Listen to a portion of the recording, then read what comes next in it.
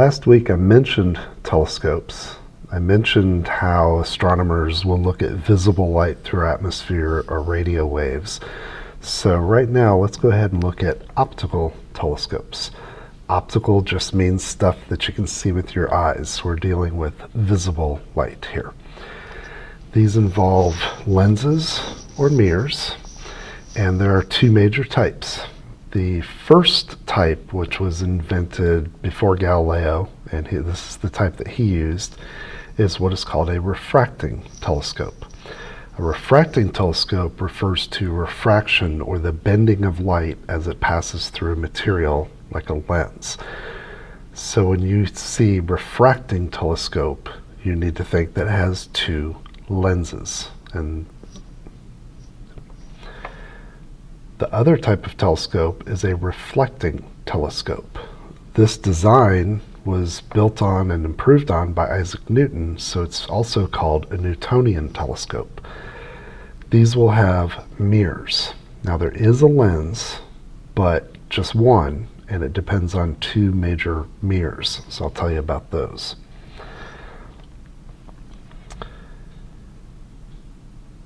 To answer the question, what is the main objective of a telescope, is a little interesting because everybody says it's to make a bigger picture, it's to magnify, but that's actually not the purpose of a telescope.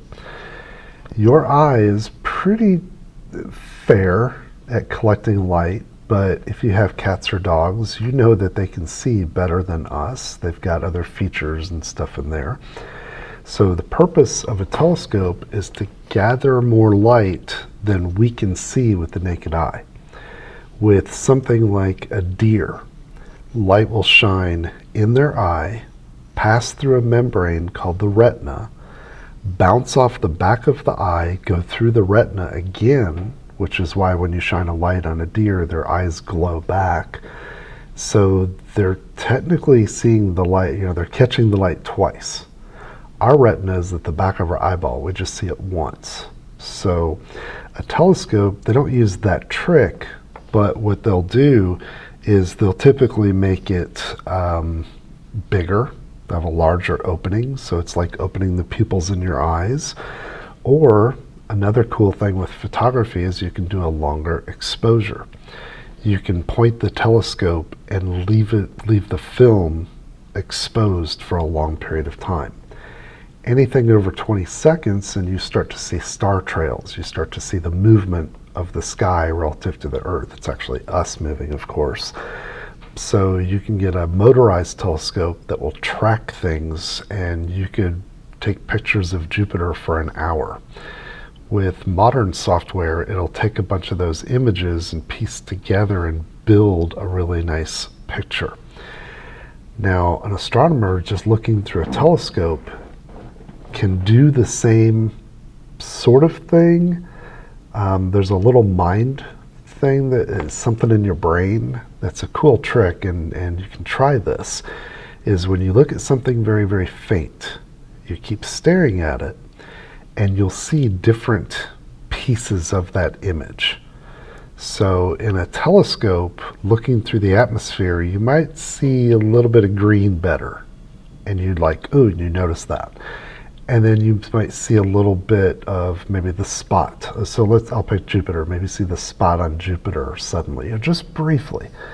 And as you keep staring at it, your brain kind of pieces together all of these images and produces a nice image for you. When I drive down, I've done a lot with telescopes, so when I drive down the highway, I'll see a sign way off in the distance, and I can kind of piece together what some of those letters are or might be, and I can figure out what the sign says, even though I can't necessarily see it perfectly. And so a lot of people think I've got better vision for distance. I don't. It's just kind of a little thing that I learned from looking through telescopes. Some people are really good at that with audio. You can hear bits and pieces of what someone's saying, and you can figure out the rest of it. I'm good visually, but I'm horrible with audio. If a cell phone cuts out on a single word, I'm sitting here going, what did they say? And I miss everything. So The fact that you are gathering so much light means that sometimes a telescope is referred to as a light bucket. You are gathering as much light as you can so you can process it later, whether that be on film or digitally now. The first time I saw this, with digital, it actually wasn't digital, it was analog. They pointed a camcorder, I think it was Jupiter, for about an hour, and they ran their VCR tape through a computer program, and it grabbed all these images and put together a very beautiful image of Jupiter. So it was thousands of images put together to do that. So that's modern astronomy. This is a diagram of a refracting telescope. This is great for seeing planets or something, but not deep sky, and this is the type that you're familiar with. If you've watched Pirates of the Caribbean and they pull out their telescope, that's a refracting telescope. Theirs is not as good as an astronomy one because they've got a little something extra in there that degrades the image but makes it easier for them to use. So I'll tell you what that is. So in a refractor, we have what is called the objective lens. This is the big lens on the outside, on the front of the telescope, if you will. So I put a little star up here just to show you that you would be looking out the telescope in this direction. The next lens, so these are both lenses, is called the eyepiece. So your eye looks here, so you look in the telescope on one end and you see out the other. And you're probably going, duh, well, that's different with other telescopes. The other problem with these lenses is that if you want a lens that's big enough, it's going to be heavy. This is Lowell Observatory out in Flagstaff, Arizona, and it was built in I can't remember, but the top, you can see it right here, the top of the dome rotates, and it's on these old car tires, and they told us it was like a 1920 or 30 something Ford, or I can't remember what car, but it was a specific car, and they built that for the building to roll on. So if that's a car tire, you can see that this telescope is huge. So the objective lens is way, way up at the top, and it is very, very heavy. So you have this massive counterweight off to the side to keep everything balanced so the telescope doesn't flip over and cause you problems. This chair, okay, you can see there's a little chair on a platform here, and it's all rigged up. And this, like I said, is the Lowell University. When we talk about Mars and Martians, we'll talk about Percival Lowell, who was the eccentric millionaire that built all of this, and the chair is still weighted for him. So you would take this chair on this platform and move it over here so you can see the eyepiece and sit there for a while. So very, very custom made kind of thing. It's kind of cool. So I said that, talking about size here, check this out. This is the largest refracting telescope, and I can't remember if there was ever another one built. And you can see it's a pretty hefty mechanism, especially when you see the person down there. This is a giant telescope, massive, very heavy. I want to say the objective lens up at the top weighs more than a ton of glass, and you have to suspend it very carefully and move it fractions of a millimeter at a time for ultimate precision. On the other hand, this Hubble Space Telescope, the diameter is exactly the same. It's much shorter, so it is not a refractor, it's actually a reflector. It has mirrors in it to do the same thing. So it's a lot more beneficial. So this is the basic diagram of a reflector. And what you have, again, I drew a little star. So the telescope front is right here, and you'd be looking out at a star like that. What you have is what's called a primary mirror in the back of the telescope. So starlight comes all the way to the back of the telescope and reflects off the mirror like this. Then it hits a secondary mirror, which knocks it 90 degrees off to the side to the eyepiece, the only lens. So you would be looking through the blue straight, up at the top of the telescope. You'd be looking down, and this open end of the telescope is right here. So it's almost like you're looking in the wrong spot when you first do one of these. The biggest telescopes like this that were built 7,500 years ago were kind of cool because the chair for the astronomer would sit up here. So if you were afraid of heights and dark places and cold, this wasn't the place to be, because you'd have to climb a ladder or the scaffolding all the way up here, sit in a chair, bring your hot coffee in a thermos, because you're going to do it at night and it's cold and dark and you're kind of exposed to the elements right there. But it's a much, much better telescope. Most modern telescopes are reflectors. The major reason is that size differences that I was telling you. You can make a huge telescope for make it much smaller and much cheaper, much less weight. If you're going to build something and launch it into space like the Hubble, you definitely have to do that, because it's thousands of dollars per pound to put something in orbit, so you want it as light as possible. The Hubble Space Telescope primary mirror is back in the back. I know they've got it labeled, they've got sensors, but it's somewhere back here. And primary mirror, I'm looking at the back of the telescope. So up here's the front and here's the back. So there's the primary mirror, and then a secondary mirror is in here, which actually points it to digital equipment. And that primary mirror is about 1 meter across, so that's like 39 inches. When they launched it, it was slightly off. It wasn't perfectly smooth. It was only off by 1 millimeter, and it made for really blurry images. They had to send a space shuttle mission back up there, and astronauts got out and replaced one of the components to adjust for this. Right now, the James Webb Telescope is set to replace it, and it's going to be bigger, and it's going to have more cameras on it. It will detect different wavelengths than the Hubble does, and should be pretty amazing. It was set to launch in 2018. There's always delays. It's not launched yet, but they've pretty much, I think, got it together. They haven't really set up for a rocket. They're aiming for perfection instead of a timeline, because you don't want to spend hundreds of millions of dollars and have it not work. One interesting thing, this is what I was talking about with the Pirates, their telescopes. All telescopes, the image is going to be upside down. Now, I assume that the Pirates actually put an extra lens in there, and the extra lens will flip it right side up again. If you've ever used binoculars, which I'm sure you have, there's little mirrors in there that flip the image right side up for you, but the image is upside down. As soon as you add mirrors and extra lenses, you have more places for light to get scattered or absorbed, so you get a worse image.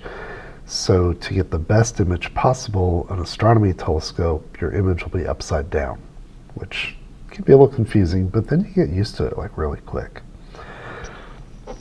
The most important thing for a telescope is the location. They can get bogged down by all of the air. Stars twinkle because the starlight coming through Earth hits the different layers of the atmosphere, which are different temperatures, and bends the light. When you look across the hot roof of a car and you see those little waves coming off it, the heat waves, that's because temperature differences change the pathway of light. So the temperature differences in our atmosphere really, really mess with being able to see outside of it. And the water vapor is also a big issue. So the solution is you go higher up in the mountains, and drier, preferably a desert sort of place, or get out away from the city and the light pollution. This telescope, set of telescopes up here is, I can't remember the name, but this is on the big island of Hawaii. So they are literally up above more than 50% of the atmosphere.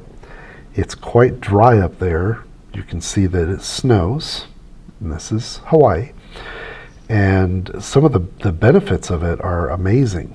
The way that astronomy has changed is kind of cool, though. Astronomers used to make this long trek up the mountain on these dirt roads, and it could be a little dangerous. And they'd have facilities up here where you'd sleep during the day, get up, walk over to the telescope, and start working on it. And now they've got fiber optic cables that will run down to the shoreline in Hawaii, and somebody will sit up here and man all of the equipment while the astronomer sits on the shore and controls the telescope and gathers their data from there. So there's an astronomer that we'll talk about here and there named Mike Brown, and he uses this telescope a lot, and he said for him it was mind-boggling when he walked through the rain to a building to do observations through a telescope, because on the coast down at the base of the mountain it was raining, but the telescopes were above the clouds and he had great results. So you really want to go higher and drier and get away from that, then we're talking our space telescopes. So I've thrown together some images here just to demonstrate what the really good ones can do. This one comes from Hubble, and I've zoomed in so it's a bit pixelated, but you know it's Hubble when it has this little part cut out. I can't remember the price, 10 million, 20 million, something like that, but they were going to install an infrared camera. I believe it was infrared, and that's what it was going to measure in this region, and to save money they cut it out, so now there's a blank spot in all of those. The astronomer that told me that said that every time he hates seeing the Hubble images because every time he sees it he sees dollar signs, and yeah. This one, I love this image. This is an exploded star.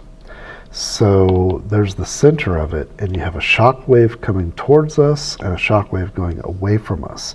So if you viewed this from the edge, it would look kind of like an hourglass sort of shape. I remember this image from a tabloid in the grocery store, and it was zoomed in to right here at the very beginning, and the tabloid said, "Hubble Space Telescope finds God." And it was like, yeah. But there's so much about this. The colors tell you everything, the shapes.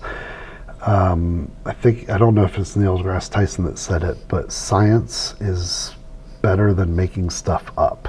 So the science behind this is amazing without making stuff up. So we'll actually talk about some of the stuff going on there.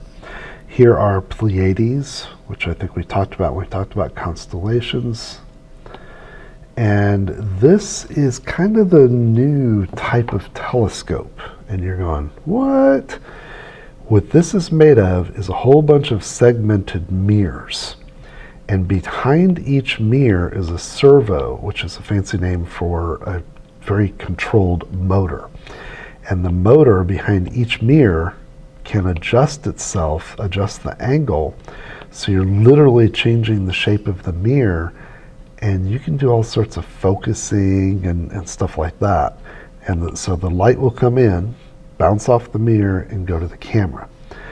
Now, one of the fascinating things is that they've actually used this type of telescope, and you can see it's huge. There's a ladder up the back. So if there were a person standing there, I think that's scaffolding, they'd be about that big. But I don't see any, well, you can see where people stand over here too. So this is a pretty massive thing. So I said that light coming down through the atmosphere gets bent every which way.